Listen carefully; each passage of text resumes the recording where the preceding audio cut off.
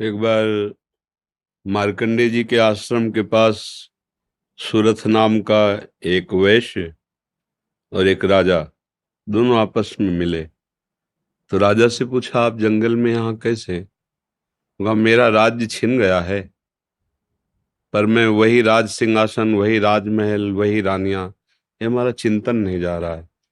मुझे राज्य मिले इस बात के लिए तो मैं दुखी नहीं, पर मैं अपने परिवार को नहीं छोड़ सकता।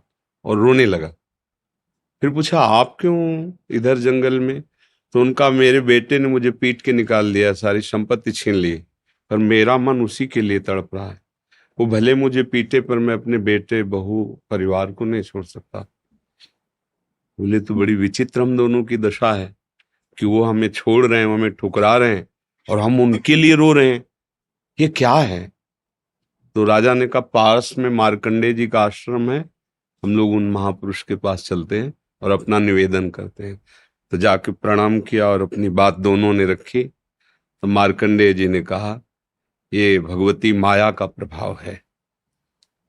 अगर भगवान की ऐसी प्रचंड माया ना हो तो सब परमानंद में मगन हो जाएं। ये माया ही, वो हमें धोखा दे, वो हमें ठुकराए, पर हमारा मोह, हमारी ममता उससे बिलग नहीं होती है। अब उससे हटने का एक ही उपाय है, साधन को हरिभजन है, कै सत्संग सहाय। अगर हम सत्संग सुने तो सुनते सुनते बुद्धि पवित्र हो जाती है और फिर निश्चय होने लगता है। आप जिनके लिए रो रहे हैं, जिनकी बुद्धि पावन हुई, उन्होंने तिरस्कार पूर्वक छोड़ दिया। रत्नावती जी, भक्तमाल में चरित्र है, पढ़ लीजिए। रत्नावती जी पूरे रानी के जैसे सुख होते हैं वैसे ही रानी थी, वैसे ही सुख में मगन थी। कोई हरि भक्ति, कोई भजन, कुछ नहीं। और राजा भी अत्यंत प्यार करते थे।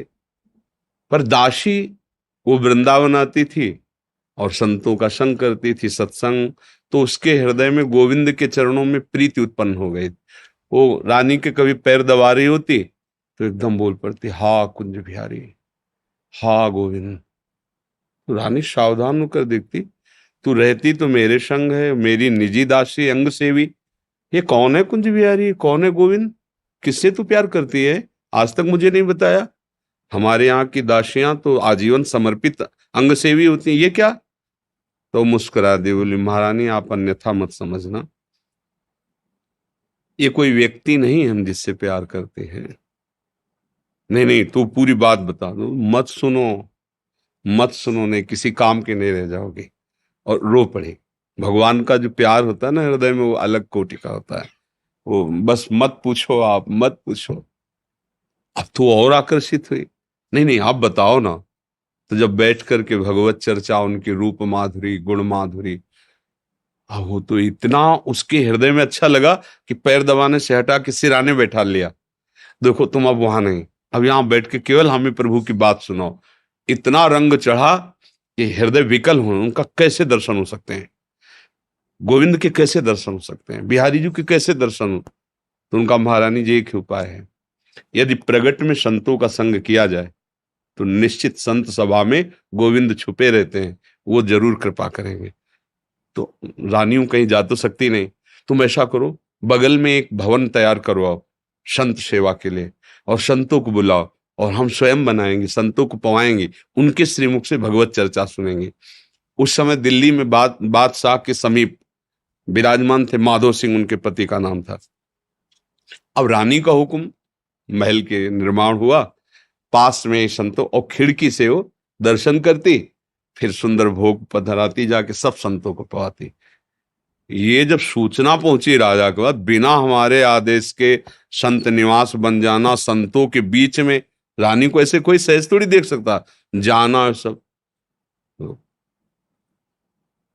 हुक्म कर दिया, बिल्कुल नहीं, संतों के समीप जाना बंद, ये सब बिल्कुल, क्योंकि एक राज मर्यादा होती है ना। और कुछ कठोर शब्द कहे। तुरंत नाई को बुलाया, अपना मुंडन कराया और संतों के बीच में बैठ गई। बोले, आज से राज अन्न का त्याग। अगर मैं कहीं रानी हूं, कहीं भी किसी भी अंग में, मैं उसे रानी नहीं रहने दूंगी जो मुझे संत और गोविंद से दूर कर दे, कदाप। ये जब सूचना पहुंची को तो मुड़ मुड़ा के बैठ गई सुन। सोचा ये तो मतलब भारी का भारी अपमान, इससे ज्यादा क्या हो सकता है। अगर मैं मारता हूं तो प्रजा विरोध में हो जाएगी, इसलिए इसको मारना तो है। बोले एक जंगली सिंह लाओ और छोड़ दो, तो संतों को, रानी को, सबको मार डालेगा वो। ऐसा ही किया गया। सैनिकों ने जैसे चारा रख के, बकरा आदि रख करके पिंजड़े में सिंह को बंद करके लाए और दरवाजे पे को, वही दासी जो उनकी गुरु थी, वो आरती की सामान दे रही थी और पूजन की थाल लेकर वो ठाकुर जी का श्रृंगार कर। दासी ने कहा महारानी सिंह, जो ही पिंजरा से खोला गया तो ऐसे मुड़ी, उनका सिंह नहीं नरसिंह, भगवान पधारे, थाल लेके। सिंह ऐसे जैसे कोई गाय ना, सीधी गाय हो, ऐसे कर तिलक लगाया, आरती की, प्रणाम किया, ऐसे सब देखते रह गए। फिर लौटा सिंह को मारी छलांग, तो जो ऊपर बालकनियों में खड़े देख रहे थे ना मान सिंह के आदमी, फाड़ के फेंक दिया और गुर्राता हुआ भाग गया। अगर हम अपनी भक्ति के रंग में आ जाए तो फिर हमारा ये माया मोह संसार नष्ट हो सकता है, अन्यथा हमारे शब्द तो जरूर अच्छे नहीं लगेंगे, पर सही पूछो तो कृपा है जो असलियत का पता चल रहा है। यहाँ कोई किसी से प्यार नहीं करता। अपने सुख स्वार्थ की जब तक पूर्ति लगती है, हमारा मन जब तक राजी है, तब तक हमें आपको प्यारे कहते हैं, अपना प्यारा बना लेते हैं। और जब हमारा मन कहीं और राजी हो गया तो आपकी तरफ देखते नहीं। संसार का ये स्वरूप, पर मेरे प्रभु का ऐसा स्वरूप नहीं है।